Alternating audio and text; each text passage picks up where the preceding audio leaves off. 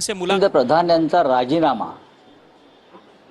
ही काय फक्त कॉकरोच जनता पार्टीचीच मागणी नाही। धर्मेंद्र प्रधान हे पेपर फुटी प्रकरणातले मुख्य संशयित आरोपी आहेत, मुख्य आरोपी आहेत।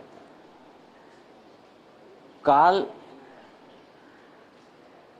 राज्याचे देशाचे प्रधानमंत्री मोदी असं म्हणत होते की आम्ही कठोर कायदा नव्यानं करतो, जो कायदा आधी अस्तित्वात आहे, जो कायदा पेपर फुटी विरुद्ध आधी अस्तित्वात आहे ना आपल्याकडे। प्रधानमंत्र्यांची सभागृहातली भाषणं पहा, त्या कायद्याचं त्यांनी कसं समर्थन केलेलं आहे। आता नवीन कायदा तुम्ही जे आणून जे काही लोकांना मूर्ख बनवताय, ते आधी मूर्ख बनवण्याचं दुकान बंद करा, जे जंतर मंतरच्या लोकांनी बंद केलेलं आहे। प्रमुख आरोपी याच्यामध्ये जबाबदार असलेली व्यक्ती या सगळ्या पेपर फुटीला ते धर्मेंद्र प्रधान आहेत। आणि धर्मेंद्र प्रधान यांचा राजीनामा जसा जंतर मंतरवरचे आंदोलक मागतायत किंवा देशभरात जे जे मोर्चे निघतायत ती तरुण मुलं मागतायत, त्याचप्रमाणे या देशातला लोकसभेतला राज्यसभेतला प्रत्येक विरोधी पक्ष सुद्धा मागतो। त्याच्यावरती संसदेचं दोन्ही सभागृह बंद पडतायत, त्याच्यावरती राहुल गांधीने आंदोलन केलंय, त्याच्यावरती आदित्य ठाकरे अमित ठाकरे ते आंदोलन करतायत। त्याच्यामुळे हा विषय आता फक्त कॉकरोच जनता पार्टी पुरता मर्यादित नाही, हा विषय आता एक राष्ट्रीय विषय झालेला आहे। आणि धर्मेंद्र प्रधान तुमचा कोण लागतो, त्याला तुम्ही इतकं वाचवताय, एवढा अहंकार कशा करताय, हे स्पष्ट व्हायला पाहिजे। धर्मेंद्र प्रधानचा राजीनामा त्यांना घ्यावाच लागेल। और आपला काय एक आहे की तुम्ही आता एक ट्विट केलेलं आहे आणि त्याला तुम्ही लक्षवेधी म्हटलेलं आहे। गृहमंत्री म्हणून देवेंद्रजी यांनी घेतलेला आतापर्यंतचा विजनरी निर्णय, सर्व मंत्री व सरकारी आमदार खासदारांना माझी विनंती आहे की बाहेर फिरू नका, घरीच राहा, धोका पत्करू नका, बाहेर वादळ घोंगावत आहे। आणि कंसात तुम्ही म्हणतात की गद्दार मंडळींनी तर भूमिगत व्हावे, जय महाराष्ट्र। एक बातमी वृत्तपत्रामध्ये काल प्रसिद्ध झाली की देवेंद्र फडणवीस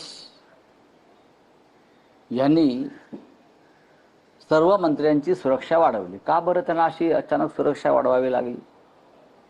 सर्वच मंत्र्यांना Y+Z अशा प्रकारची सुरक्षा आहे। काही लोकांनी स्वतःचे स्वतंत्र बॉडीगार्ड्स ठेवलेले आहेत। जर तुम्ही डेप्युटी सीएमचा ताफा बघाल ठाण्याकडे जाताना किंवा ठाण्यातून निघताना, तर एवढा ताफा प्रधानमंत्र्यांचा किंवा अमित शहांचा नाही आहे।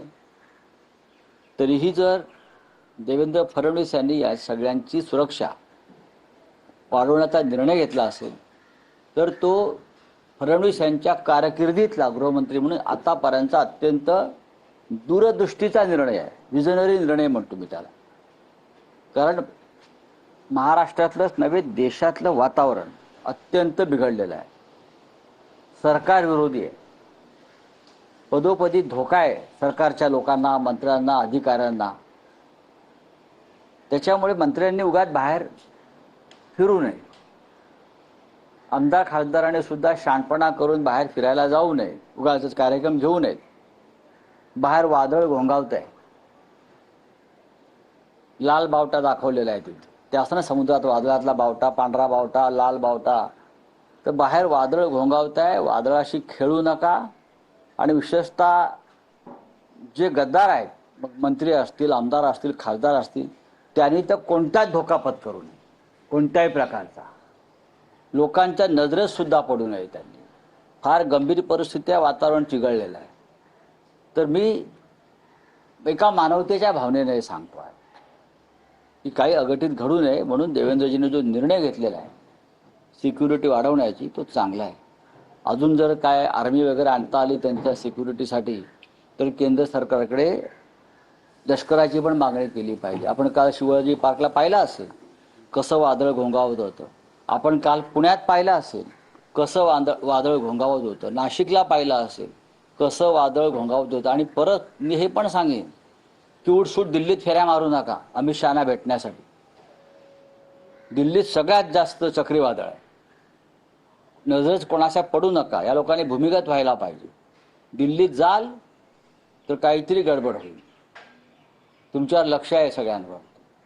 ज्यांनी ज्यांनी या देशाशी बेईमानी केलेली आहे, जनतेशी बेईमानी केलेली आहे, त्यांच्या जीवाला आणि त्यांच्या मालमत्तेला धोका आहे.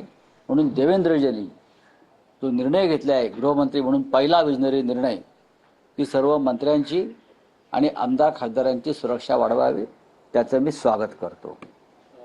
बोला. मोहन भागवत असे म्हणाले, विद्यार्थी तुम्हाला प्रश्न विचारतायत, तरुण तुम्ही प्रश्न विचारतायत, त्याची उत्तर द्यायला हवे. हा उत्तर देण्याचा काळ आहे, कुठल्याही दंगतीचा काळ आहे. मोहनराव भागवत यांनी सरळ असं खाण्यापेक्षा असं बरं का असं आणावं, आणि त्यांनी धर्मेंद्र प्रधान यांचा राजीनामा